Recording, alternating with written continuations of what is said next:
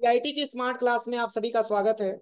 और MS power point की इस क्लास में आज हम लोग सीखने वाले हैं व्यू टैब के बारे में। देखिए, सबसे पहले अगर हम व्यू के बारे में बात करें तो ये व्यू टैब आपका एमएस वर्ड में भी दिया था और एक्सेल में भी दिया था और एमएस पावर पॉइंट में भी दिया है। लेकिन मैंने आपको बताया कि जैसे एमएस वर्ड में पेज के नाम से जाना जाता है, डॉक्यूमेंट के नाम से जाना जाता है, एमएस एक्सेल में सीट के नाम से जाना जाता है, लेकिन एमएस पावर पॉइंट में स्लाइड के नाम से जाना जाता है। एक स्लाइड का व्यू कैसे आप देखना चाहते हैं, इसके लिए एमएस पावर पॉइंट के व्यू टैब में आपको आना होता है। जैसे पहला ऑप्शन क्या लिखा है, नॉर्मल, तो ये तो बाय डिफॉल्ट आपका नॉर्मल स्लाइड दिखेगा ही। अगर आप इसकी मोड को चेंज करना चाहते हैं, आउटलाइन व्यू में करना चाहते हैं, तो आउटलाइन व्यू पे क्लिक करेंगे तो कुछ ऐसे इंटरफेस में आपको दिखेगा।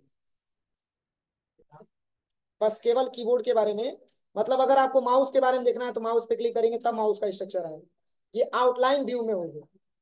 पुनः नॉर्मल करना चाहते हैं तो नॉर्मल में आप चले जाए। समझ में आ रहा है ना।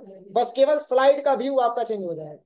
यहाँ पे आउटलाइन व्यू पे करेंगे तो ये होगा कि आप जिस पे ट्रिक करेंगे बस वही ऑप्शन आपको दिखाएगा। जैसे कि मान के चलिए कि आपको एसएमपीएस के बारे में कुछ जानना है, तो एसएमपीएस वाले ऑप्शन पे क्लिक करेंगे तो एसएमपीएस के बारे में बताएगा आपको। ठीक है ना। मतलब यहाँ से इस तरीके से आउटलाइन मोड में इसको बोला जाता है। और वही अगर आप नॉर्मल में जाना चाहते हैं तो नॉर्मल में जिस तरीके से पहले था वैसे ही आपको दिखाएगा। जैसे कि मान के चले कि आप सारे बच्चों के सामने पूरे स्लाइड के बारे में आपको नहीं दिखाना चाहते, आप ये चाहते हैं कि कुछ ही स्लाइड के बारे में हम दिखाएं, तो सबसे अच्छा रहेगा कि आप इसको आउटलाइन व्यू में कन्वर्ट कर देंगे। अब इसमें आप जिस व्यू पे क्लिक करेंगे बस वही दिखाएगा, सारा नहीं दिखाएगा। ये इसकी प्लस पॉइंट होती है। हाँ, पॉइंट सब दिखाएगा। आप अपने रिक्वायरमेंट के हिसाब से इसको छोटा बड़ा भी कर सकते हैं। पॉइंट सब दिखाएगा, लेकिन यहाँ पे डिटेल में अगर आपको चेक करना है तो इस पॉइंट पे आपको क्लिक करना ही पड़ेगा, तभी जाके आप बता सकते हैं। हो जाएगा। और पुनः नॉर्मल आना चाहते हैं तो यहाँ से नॉर्मल में आप क्लिक कर लीजिए। स्लाइड सॉर्टर क्या है, तो जैसे टोटल स्लाइडों की संख्या यहाँ पे 18 स्लाइड है टोटल। अब हम छोटा छोटा स्लाइड करके देखना चाहते हैं तो इसके लिए स्लाइड सॉर्टर का हम इस्तेमाल करते हैं। देखिए, यहाँ से टोटल स्लाइड आपको दिखने लगेगा, छोटा छोटा स्लाइड। समझ में आ रहा है ना। और इसके बाद से यहाँ पे इसको पुनः नॉर्मल कर सकते हैं। अगला दिया है वो है आपका यहाँ पे नोट्स पेज। अब इसका क्या प्रयोग है, तो जैसे कि इसी स्लाइड के नीचे आप चाहते हैं कि कोई नोट्स वगैरह हम ऐड कर लें, तो बस आप इसी नोट्स पे क्लिक करिए। इसके नीचे आप कुछ नोट्स भी टाइप कर सकते हैं, जो भी आपको टाइप करना है।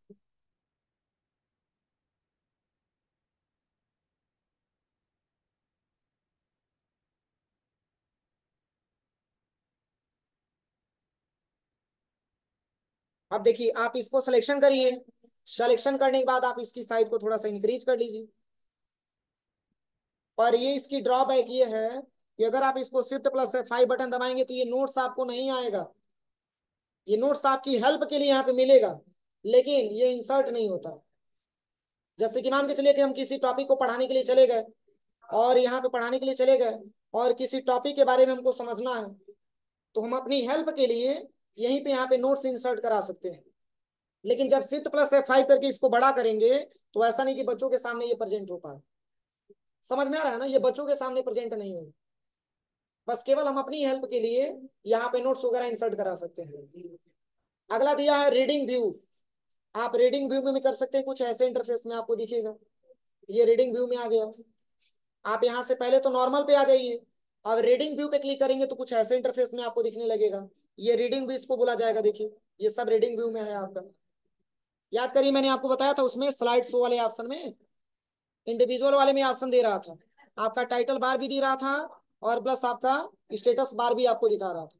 ये स्लाइड शो के अंतर्गत, और इसी वाले ऑप्शन में मैंने आपको बताया था, यहीं पे मैंने ऑप्शन बताया था, ये वाले ऑप्शन इसी में मैंने बताया था। फुल स्क्रीन में नहीं हो रहा था। वही आपका आउटलाइन व्यू इसमें करके दिया हुआ है, व्यू टैब में आउटलाइन व्यू के नाम से यहाँ पे दिया है,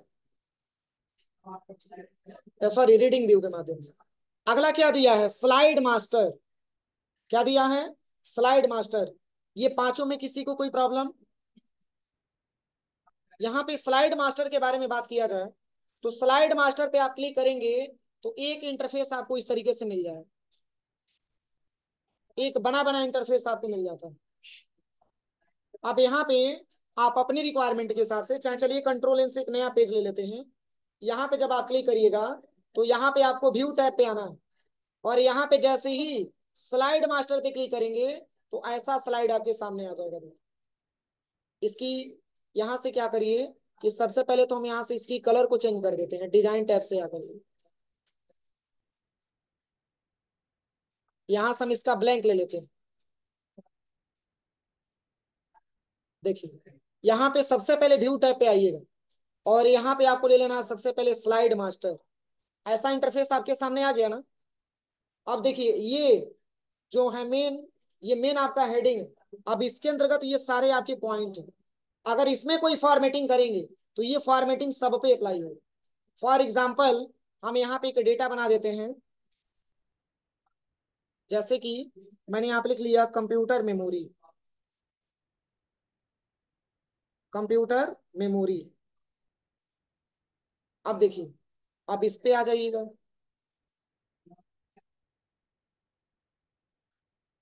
अब यहाँ पे लिख दीजिएगा two types of memory, two types of memory. और यहाँ पे फर्स्ट में लिखिएगा, फर्स्ट में हो जाएगा आपका प्राइमरी मेमोरी। एक मिनट, यहाँ पे लिख दीजिएगा प्राइमरी मेमोरी।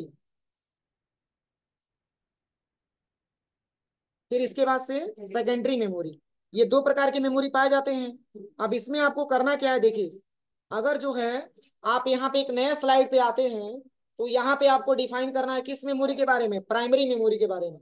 कि जैसे कि मान के चलिए कि मैंने यहाँ पे हेडिंग दे दिया प्राइमरी मेमोरी, प्राइमरी मेमोरी। अब प्राइमरी मेमोरी के अंतर्गत क्या क्या आता है, तो इसमें मैंने टाइप कर लिया रैम। अब आप यहाँ पे आ जाइएगा, और यहाँ पे मैंने टाइप कर दिया सेकेंडरी मेमोरी, सेकेंडरी मेमोरी। अब जैसे देखिए मैं आपको बता दूं, अब यहाँ पे अगर आप आते हैं फर्स्ट वाले स्लाइड पे, और यहाँ पे आने के बाद अब जैसे कि इसमें अगर आप कोई फॉर्मेटिंग करेंगे, जैसे कि मान के चलिए कि इसको मैंने सिलेक्शन किया, इसको बोल्ड कर देते हैं, इसकी साइज को थोड़ा इंक्रीज कर देते हैं। अब इसकी जो भी फॉर्मेटिंग आप करेंगे, ये सारा सारा फॉर्मेटिंग ये सारे स्लाइड पे एक जैसा होगा। सिलेक्शन करिए, और यहाँ से सबसे पहले इस पूरे डेटा को सिलेक्शन करके फॉर्मेट टैब पे आ जाइए, और यहाँ से शेप फिल पे आकर के यहाँ से रेड वाला ले, ये वाला। देखिए सब पे एक ही जैसा फॉर्मेटिंग हुआ है। अगर आप इसको सिलेक्शन करके अगर आप चाहेंगे कि फॉन्ट की कलर हम चेंज कर दें, तो अगर फॉन्ट की भी कलर चेंज करते हैं तो सब पे एक ही जैसा कलर का फॉन्ट आ जाएगा। देखिए मतलब इसी से ये सारा का सारा जुड़ा हुआ है। अब हम ये चाहते हैं कि ये डिफरेंट दिखना चाहता है, जैसे कि मान के चलिए कि यहाँ पे टू टाइप्स ऑफ मेमोरी लिखा गया है। ये कह रहा है कि हमको इस फॉर्मेटिंग में नहीं रहना, हमको डिफरेंट रहना, हमको आपसे कोई लगाव नहीं है। तो यह क्या करेगा, सबसे पहले फॉर्मेट टैब पे आइए, और यहाँ से इसकी कलर को हम चेंज कर देते हैं। यहाँ से मैंने ब्लैक कलर दे दिया इसके लिए, और यहाँ से फॉर्मेट पे आकर के सेव फिल पे आकर के इसके लिए मैंने कलर दे दिया। यहाँ से जो है इसके लिए मैंने ये वाला कलर दे दिया, डिफरेंट कलर दे दिया। अब देखिए अब सब पे अगर आप चेंजिंग करेंगे, चूंकि इसी से सारा का सारा जुड़ा हुआ है अगर आप इस पे कोई चेंजिंग करेंगे तो सेकंड वाले स्लाइड पे कोई इफेक्ट नहीं अप्लाई होगी। आप इस पे क्लिक करिए, और क्लिक करने के बाद सेव फिल पे आइए, और यहाँ से कोई डिफरेंट कलर आप ले लीजिए। देखिए सब पे चेंजेस हुआ है, लेकिन इस पे चेंजेस नहीं हुआ। जैसे एक छोटा सा मैं एग्जांपल आपको बताना चाहूँ, जैसे कि मान के चलिए कि क्लास में सारे बच्चे पढ़ रहे हैं, ठीक है, और सबसे मैंने बोला कि सबको आईडी कार्ड लगा के आना है। इसमें से एक बच्चा है जो आपका बात नहीं मान रहा है, कह रहा है कि नहीं सर हम आईडी कार्ड नहीं लगाएंगे। समझ में आ रहा है ना। तो इस केस में क्या होता है कि वो जैसे क्लास में वो भी अटेंड कर रहा है, लेकिन उसको क्लास से थोड़ा सा डिफरेंट समझा जाता है, कि वो क्लास का मतलब अनडिसिप्लिन वाला स्टूडेंट होगा जो बात नहीं मानता होगा। समझ में आ रहा है ना। तो वैसे आपको ये स्लाइड में आपको देखने को मिल रहा है, ये सब पे बोला जा रहा है कि आपको रूल फॉलो करना है। ये मेन है मास्टर, और ये बोला कि सबको रूल फॉलो करना है, लेकिन इसमें एक डिफॉल्टर आ गया जो कह रहा है कि हमको रूल फॉलो करना ही नहीं है। मतलब इस पे कोई भी फॉर्मेटिंग आप करेंगे, इस पे कोई भी फॉर्मेटिंग सेकंड वाले पे अप्लाई नहीं होगा। देखिए आपके सामने मैं दिखा रहा हूँ, यहाँ से टेक्स्ट की कलर मैंने यहाँ पे रेड रखा है ना। अब यहाँ पे टेक्स्ट की कलर को हम यहाँ से चेंज कर देते हैं फॉर्मेट टैब पे। यहाँ से मैंने येलो कर दिया, देखिए सब पे येलो हुआ है, लेकिन इस पे कोई इफेक्ट नहीं लगा हुआ, कोई दिक्कत। लेकिन हाँ, इसकी ड्रॉबैक ये है कि ये शिफ्ट प्लस F5 से इसको हम जूम करके नहीं देख सकते, और स्लाइड को हम देख सकते हैं ना, लेकिन इसको हम देख नहीं सकते। अब जो भी इसकी सेटिंग हो, ठीक है, इसको हम देख नहीं सकते। क्योंकि एक बना सकते हैं, एक डेटाबेस बना सकते हैं अपने देखने के लिए, यहाँ पे ऐसे इंटरफेस में रहेगा तो दिखाएगा, लेकिन अगर आप इसको शिफ्ट प्लस F5 करेंगे तो ये दिखाई नहीं। हाँ, अरे नहीं यार, शिफ्ट प्लस F5 करा करके इसको बड़े में करते हैं ना फुल स्क्रीन में, वो मैं कह रहा हूँ। जैसे यहाँ पे अगर हम आते हैं तो यहाँ पे पहले से ये बना है ना, जैसे कि हम यहाँ पे नॉर्मल में आ जाते हैं, देखिए ये पहले से ऐसे बना है ना। तो अगर हम इस पे आ करके और शिफ्ट प्लस F5 दबाएंगे तो इसका प्रारूप ऐसे दिखता है ना, लेकिन इसमें ये प्रॉब्लम है कि ये शिफ्ट प्लस F5 करने पे दिखता ही नहीं।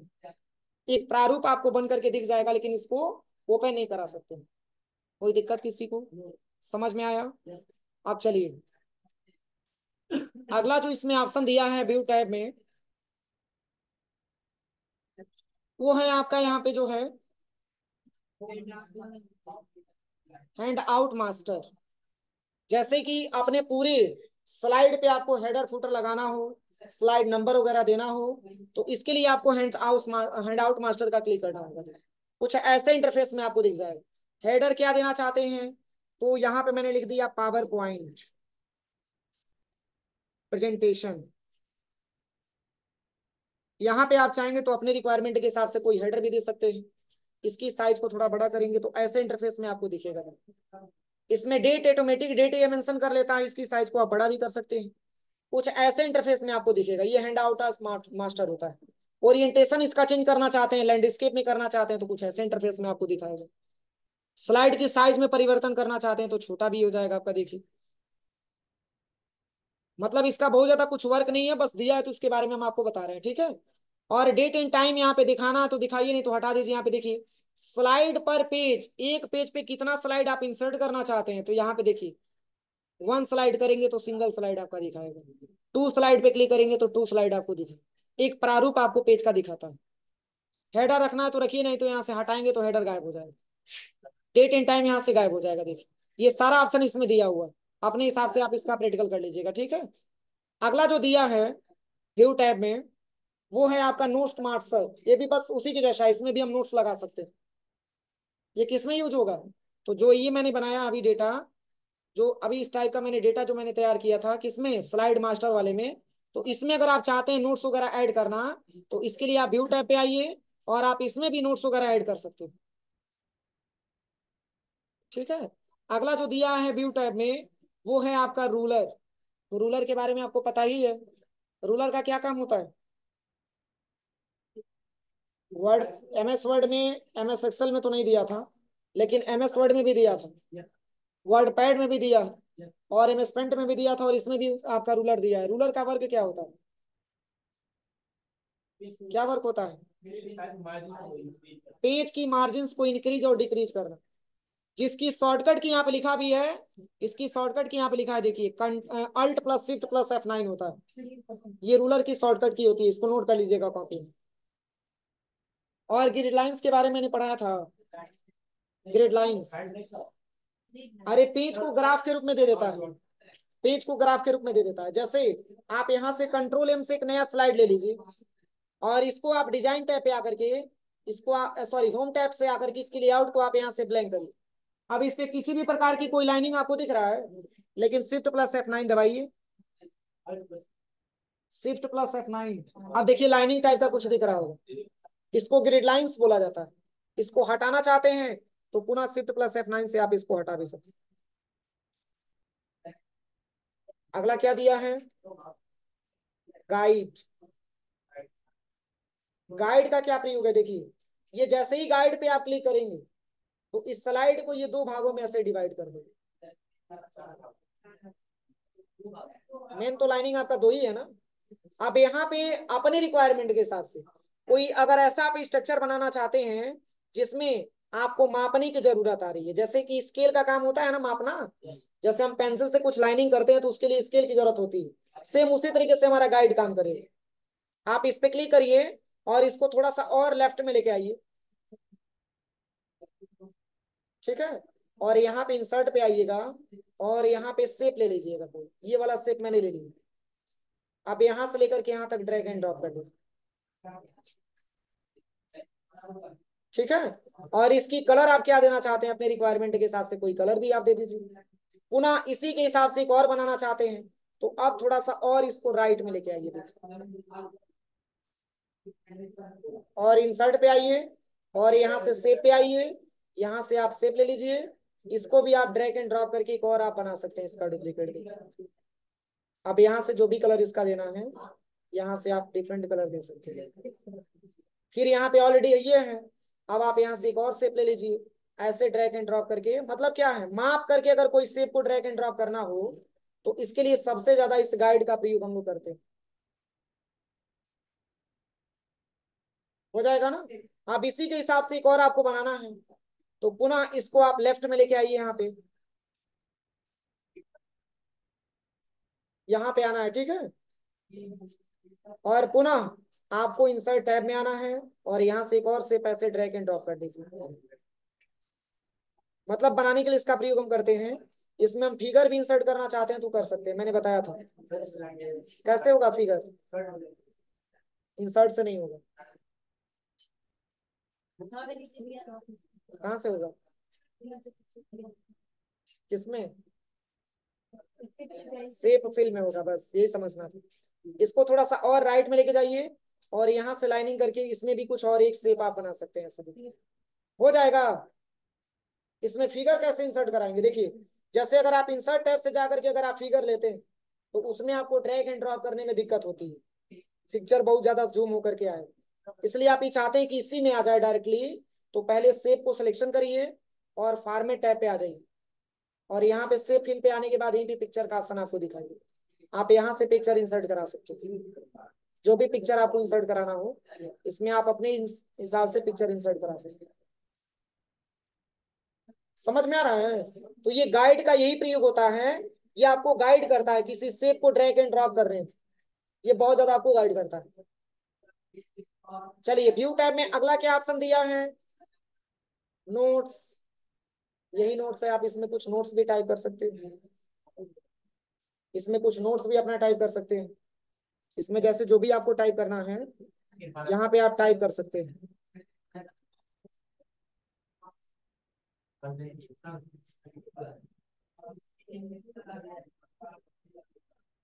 ठीक है ना।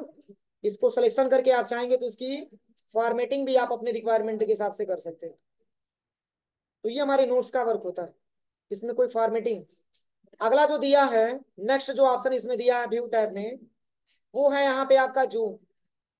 MS पावर पॉइंट की स्लाइड को अधिकतम कहाँ तक जूम किया जा सकता है, बस 400। और एक्सेल में भी 400, केवल MS वर्ड में 500 दिया। तो कहाँ तक आप जूम करना चाहते हैं, जूम वाले ऑप्शन पे क्लिक करिए और आप अपने हिसाब से, जैसे कि 400 पे आपको आना है तो 400 पे क्लिक करिए और ओके करेंगे तो ये पेज आपका 400% में जूम।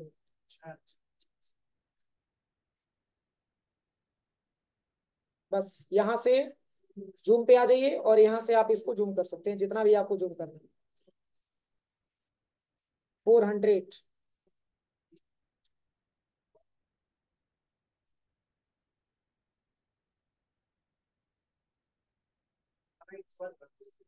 नहीं डायरेक्टली,